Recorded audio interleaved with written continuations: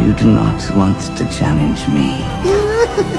Lorsque le roi des loups vit l'arrogance du tigre, il ne put le supporter plus longtemps. Il décida donc d'adopter le garçon, et ordonna à sa meute de se préparer au combat. Il observe les loups qui s'approchent, et les deux bêtes gardiennes à gauche et à droite. Le tigre savait qu'il était en infériorité numérique. Il ne pouvait que dire qu'il mangerait le garçon un jour, puis il s'en alla. Ces paroles étaient un défi au statut du roi des loups. Il déclara qu'à partir de maintenant, tout le clan protégerait le bébé. Sous la protection du roi des loups, le petit garçon grandit dans la forêt. La panthère fut son maître. Elle lui apprit non seulement à chasser, mais aussi la loi de la jungle. Chaque fois qu'il chassait un animal, il devait le regarder dans les yeux pour que le ram ne meure pas seul. En outre, il avait un autre maître, l'ours noir. Contrairement à la panthère, il était très strict. Le scorpion s'approche du visage du garçon et tient l'aiguille en l'air. Mais l'ours noir ne permet pas au garçon de bouger. C'est une façon pour lui de développer sa concentration et son courage. Ne regardez pas l'ours comme étant strict en classe. Mais à la fin de la classe, il sourit toujours avec fierté en regardant le garçon partir. Il aime cet élève du fond du cœur. Mais à cause de son physique, le garçon n'est pas populaire.